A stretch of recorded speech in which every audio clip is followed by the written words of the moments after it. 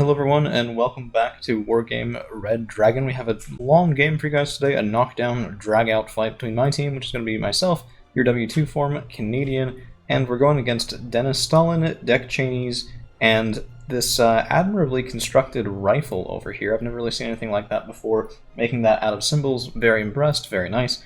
I don't know, I'm just going to call him rifle, because why not?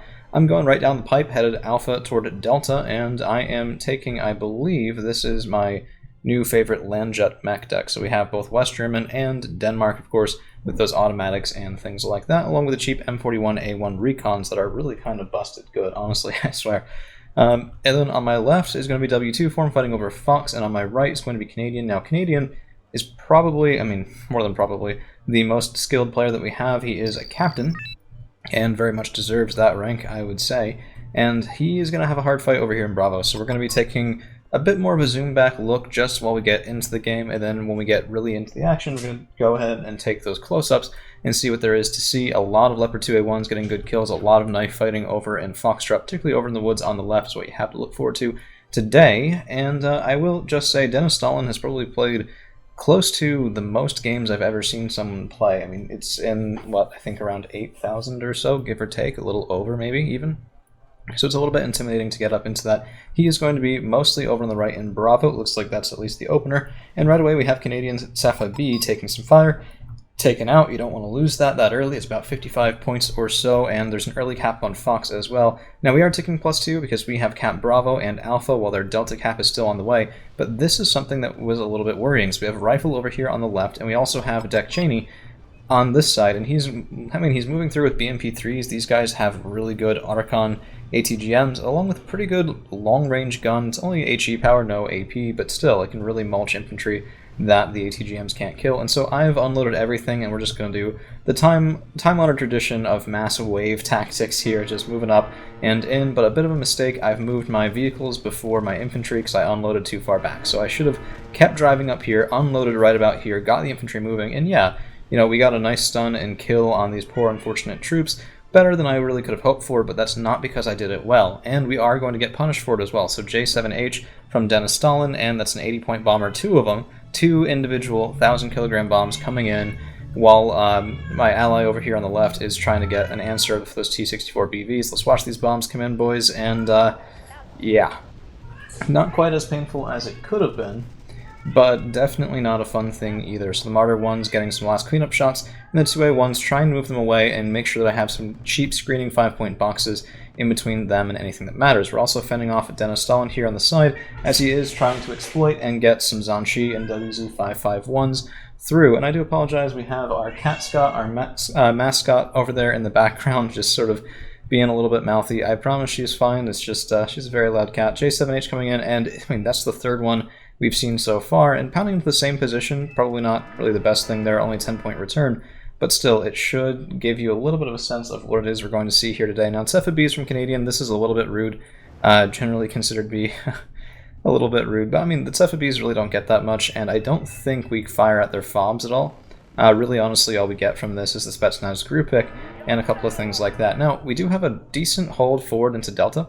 Very happy with this. If we can hold this sort of position for most of the game, I can cap in here, and it's a decently spread out section. But BMPT from Deck Cheney, and he is answering. It looks like I benefited a little bit from his focus being a bit farther over to our left, his right. Now, the Peace Ryan's getting a couple good kills, and that really does tell you it's not going to last forever. We already do I see some AA, looks like a Manpads team, up on the left, and only a couple of high-mount shoots in there to screen him off. So most of Core's opener, well, W2 Form's opener, has been taken out, or at least has been replaced by things in the air. So I'm getting some 1A4s forward. I like these guys. 40 points, 10 rounds a minute, and 60% accuracy. Not the best punch, not the best armor, but the rate of fire is really what you use them for, and the rate of hits is really what you use them for as well. So Deckens Grupa doing pretty good work, Leopard 2A1s and Martyr 1s, and I don't know, we have a decent central position. We just need an answer for the air power we've seen so far, and Canadian is doing well over here, so Gavadi, a couple of Zeldas, and I mean, it's a little bit of an interesting thing. Let's pop to neutral just for a second, just to show. So we're almost playing different lanes here. My lane, there's basically nothing on this axis that isn't blue, right? I mean, this is just open field. Now, did I know about that? No. Could I have taken advantage of it if I did? Almost certainly. But then again, Mi-24 VP here, there's some decent spotting around the side, and I probably would have been killed in the open field, so that's a bit of a trap. And then on our right, there's a decent front line, so Desnistaline with his Red 4 troops there. And then he actually has a bit heavier of a presence than Canadian does, and he was the one who was answering my forces in Delta early on, remember that too. So he's stretching between Bravo and Delta to support his team. And then on the left, I mean, this is going to really, really hurt. So let's go back to my own perspective, and we can see Proletary 90, Proletary BVPs. BVP M80As are murder machines, by the way. They have just really good guns, and of course M84ANs are no slouch either. Nice move here. M84AN sort of being screened by the M80As that did take that Milan to the face. And unfortunately, I mean, we're basically losing this. A little bit of an odd call-out. At the time, I didn't realize he was getting pushed in. I was just trying to get us a +1 ticking. We had Bravo, so Foxtrot was sort of the next logical pick there. But nice Kurnos answer that does get the M84AN, about 110, well, 110 points exactly worth of kills there, plus a big stun on the whole area. But we do still have a couple of Proletary that have to get killed first. And then we have a bunch of reinforcements, so I'm diverting my attention now. 1A4 is unfortunately getting killed, but most of my attention for reinforcements is getting funneled toward Foxtrot to see if we can push back from this side. If you start fighting in this section of woods, it's really, really bad because people can thread through, they'll get things around here, the next thing you know, your reinforcement line will come under attack. I highly recommend doing that if you're on the Red 4 team. It's a nice win. But if you're on blue, it can be really, really tough. So, EOTS iHawk and an automatic going in, trying to shoot at these guys, but he did expect this, so there's a nice seed plane answer there, and unfortunately, I mean, we get one plane, but I wasn't able to take out anything else with that, and we do get bombed again, so I did lose another Martyr 1. Now, end of the world? No. Comfortable? Also probably not. I will also want to point out, these Proletary 90 are from Rifle.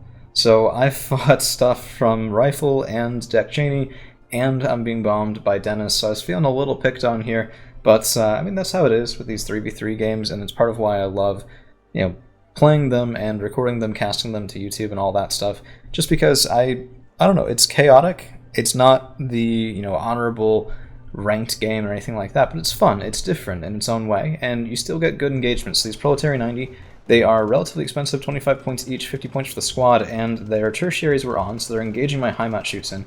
But my 5-point boxes are actually dealing a fair bit of damage here, getting the stun. Unfortunately, I think that's going to cause them to retarget, so they should shoot in... Oh, I don't know, actually.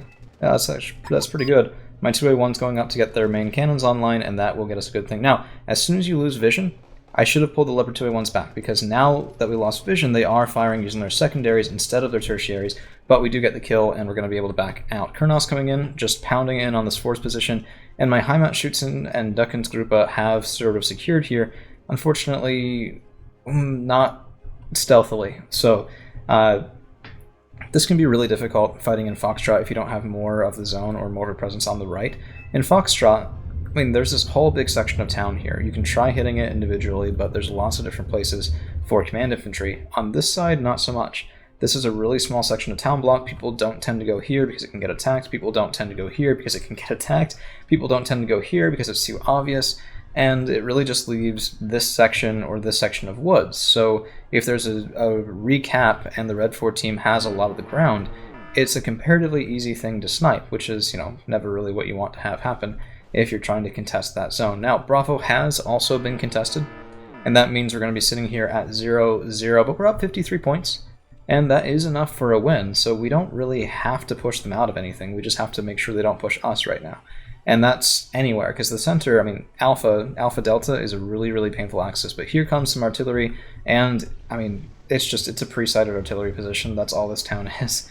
You can see we're getting pounded. Deckensgruppe are relatively fragile. I wanted them in there to deal with the infantry and IFVs that were coming from here, but yeah, direct hit on my command infantry, taken out. It's really unfortunate there. But, I don't know, a couple of nice fires. So this artillery, I had some mortars, I think, that were shooting in there, and then we also had the PZH M109G, a little bit of an uncommon pick. It's 50.7 HE, but low rate of fire and high aim time, which is why it's not usually picked, even though it is, I mean, this is 100 points for 2.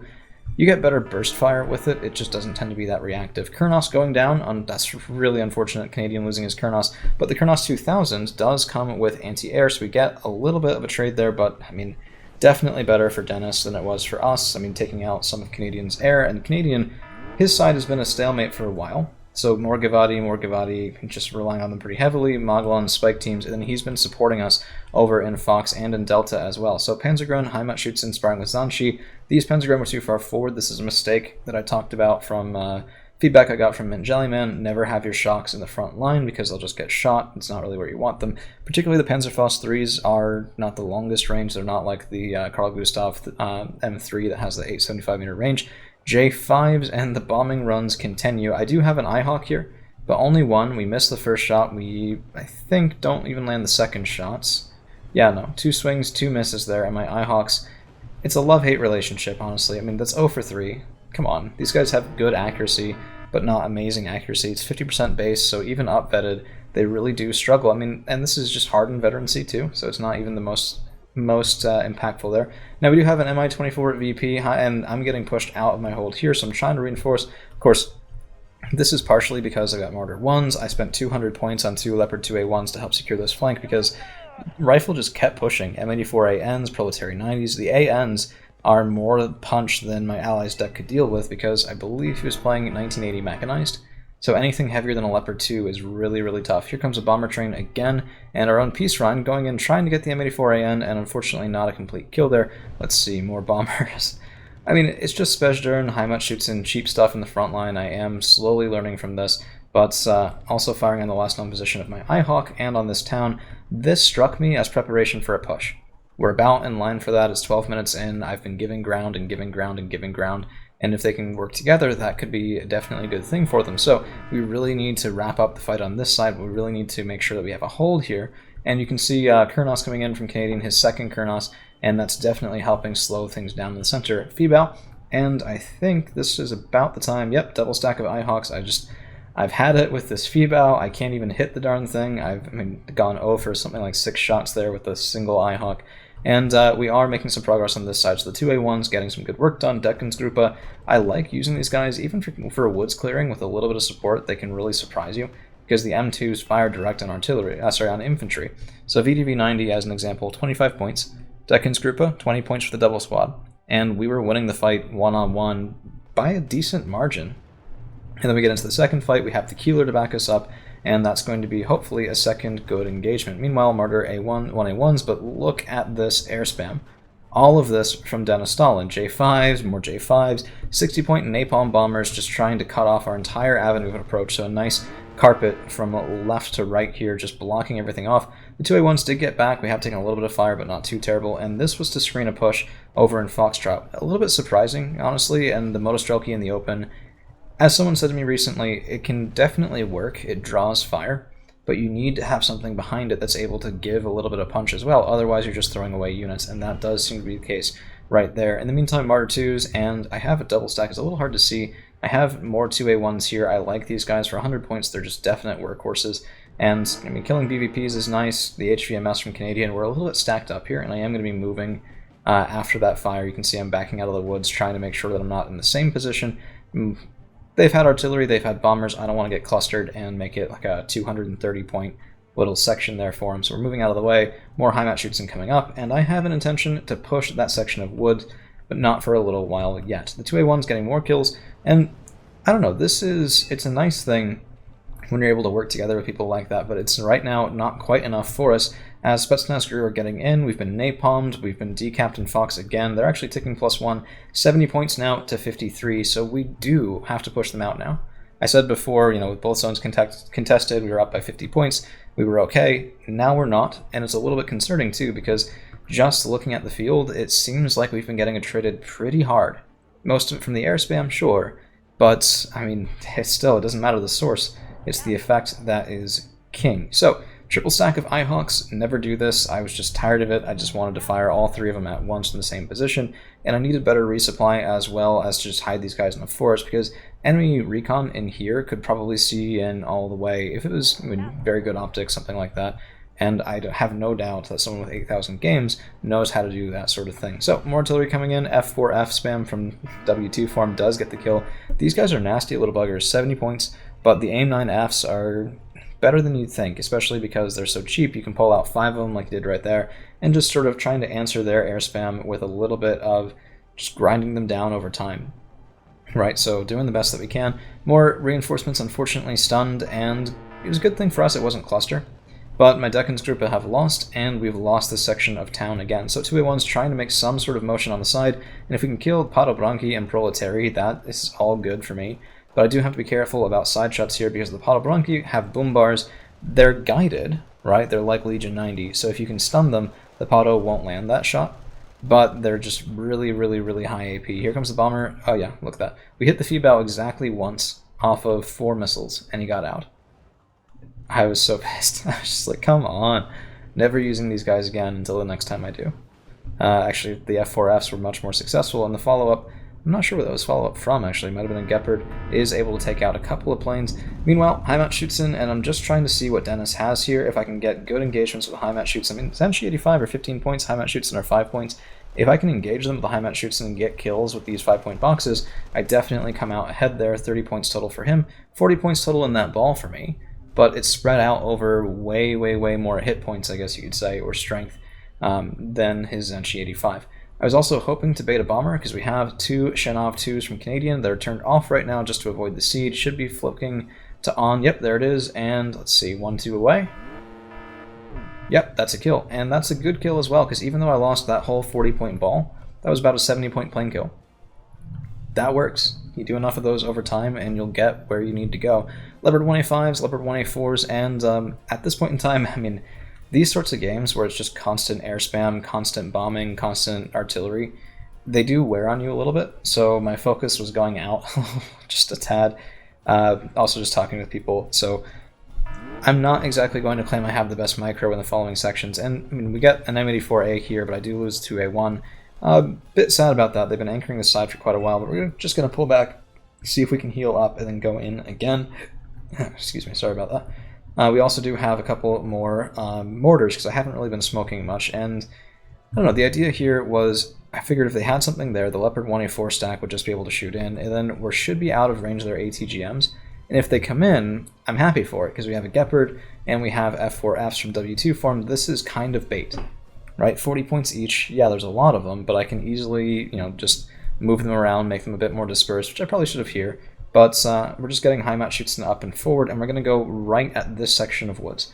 Because if we can clear the town, and if we can fight into this section of woods, that gives us a lot more breathing space. It's also a response to the fighting constantly on the left side of Flux, because yeah, I mean, they have stuff here. There's a T-80. This is probably another T-80. I'm just not entirely sure at the moment. But I don't know. I got the feeling that they were reinforcing really heavily into this section on the left. Well, our left, their right. And if we can make them pay for that, why not? We also do have a cap coming in from Canadian, from this Hapok Israeli CV infantry teams. And with the Moglin support, now it's time for the Leopards to move up, see if we can get some kills. Of course, we're ineffective at this range, even if we can fire at this range, but I don't think we quite can at the time. But, I don't know, if we can close, that should have been a really good engagement. We'll see whether or not it is. Let's go up to speed 2, and just as I do that, I do have to do the whole standard YouTuber nonsense thing of give a like, share, subscribe, and all that jazz. Yesterday we had a couple of goofy videos for April 1st, and I do apologize. I just really enjoyed that sort of stuff, and I'd like to keep making more of it, and keep meeting more of you guys, playing some good games, and getting more casts out. So, yeah, that's all I want to say about that. So, Leopard 1A4s splitting up, trying to move apart. I was anticipating also a little bit of bombing support or artillery to sort of cramp my style here, but you can see we're engaging T-80s, we're engaging BMPTs, and if we can get a couple more shots in, this could turn around and be a good thing for us. The T-80s are 65 points apiece, BMPTs should be 60, and that relatively well pays for most of the value in this push, let alone the board position, as we're intercepting some reinforcements, and geez, BMPTs have such high frontal armor, it's absurd. Unfortunately, lots of stuns going down, and I'm going to try to just get out of here because we weren't able to kill the BMPT. We're taking a couple of losses now, and definitely not worth it, except maybe with the Kurnos. So, let's see. Unfortunately not. This is a thing I've noticed just using the Kurnos a couple times myself recently. It really does struggle to kill against armor sometimes. Even things with the 2 frontal armor sorry, 2 top armor where you'd expect you might be able to get something good. It kind of struggles. Now, we did lose 2 of the 1A4s, 1 of the 1A5s, about half the value of that push.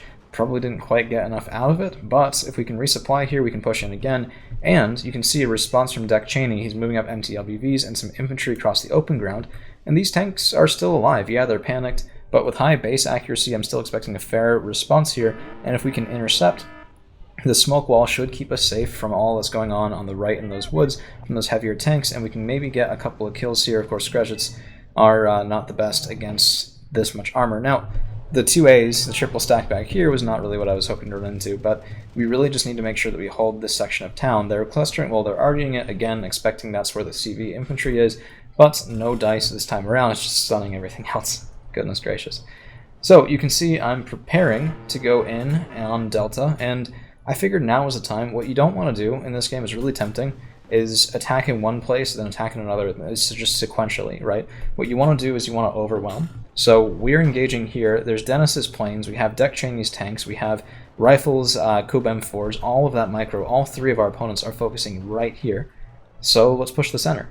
Dragoner moving up, Martyr 2 supporting, try and get the infantry a little bit farther up before I unload this time around, and 1, 2, 3 Leopard 2A1s, along with some resupplied Ihawks and Shanov 2s, able to take out those planes a little bit more effectively. Unfortunately, it looks like only 2 of them really getting completely killed, and this is a bit of an interesting thing. Mi-24 VP, 90-point helicopter, is a danger to my 2A1s. You can see we're taking a bit of a pounding. If those ATGMs landed, that would be really sucky.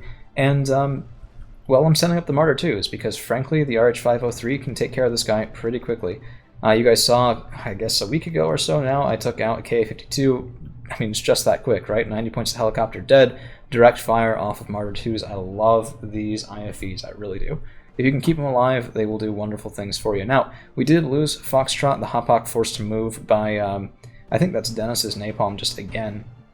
But, I mean, if we can get into Delta, we can flip this from a +1 for the Red 4 team to a +1 for our own team. And you can see, I mean, 143 points to 53 with 17-18 minutes left is a little rough. We do need to make this push really count. And right now, I can't, because that tank is just blocking me off.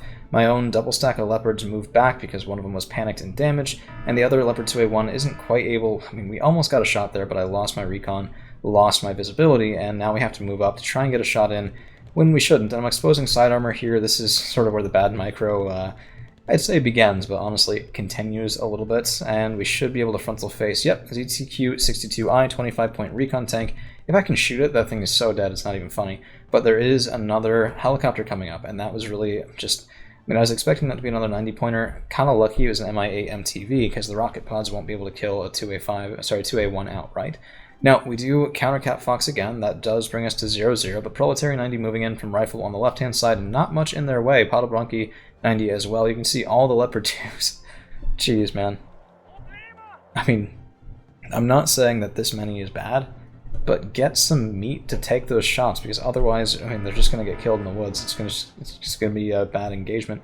So, Dragoner moving forward, Fallschirmjäger 90 moving forward, Martyr 2s and 2A1s forming an anchor on this side, hoping to deny any reinforcements from the Red 4 player on this section of woods. And we have an automatic as well, hoping to screen out planes as well as helicopters, and a Panzerkampfwagen Leopard 1 CV tank on the way in. But Deck Cheney is responding, and Dennis and Deck are going to be taking this together rather than operating alone. I'm trying to get the Fallschirmjäger around to kill these MTLBVs, along with some Dragoner, just cheaper stuff in the way. I lose the automatic because my radar micro needs a little bit of work here, but we are able to tag him with the Shanov 2 from Canadian. Of course, those do get taken out by a Feebal, so honestly, that's the first plane trade in a while that's been strictly good, I'd say, for the Red 4 team. Although it looks like one plane did go down right here. Yeah, I'd still say that's probably a positive interaction for them. Dragoner, Fallschirmjäger holding proud. I do have the MG3 off, but we're a little bit far away for the M72 laws to really fire in. But this is a lot of pressure. The 85-2As cannot handle Leopard 2A1s, especially if we fire first, and get a firing computer reset crit. That's 85 points worth of kills there. Other Leopard 2A1 firing in, and this looks like the death knell of this side. Because if we can cap Delta, we get a +2. We only need that for, oh, let's see, about maybe a third to half the time that we have left. We can maintain a +2. If we can get a +3, so much the better. And we are able to push back the Proletary finally with some 5-point boxes. Heimat shoots in, and then this is going to be just bloody. Look at that. I mean, actually, I expected worse. Oh, yeah, they killed the first squad, and there goes the second. BVP M80As are not going to be long for this world either. But, I mean, an HJ-8, and this is a little bit scary, some of the Chinese helicopters have longer range than you might expect, and the HJ-8 is definitely one of them. So, they are firing in. This is sort of... So this is intentional. Let me just walk through this. The Leopard 1 is more exposed on this side because I have Dragoner, Fallschirmjäger, and only a couple of boxes, and they were reinforcing and fighting in there. But I did think to myself, you know, if I go for the probably safer position here, it's going to get bombed, it's going to get clustered, it's going to get napalmed, because remember, they've been napalming the entire game. I didn't want that. So Leopard 1's on the left instead of the right, even though it is a little bit more exposed to infantry, and I mean things like the MI-24 VP, just for positional safety. And we actually flipped to a +4 because the enemy CV was right here.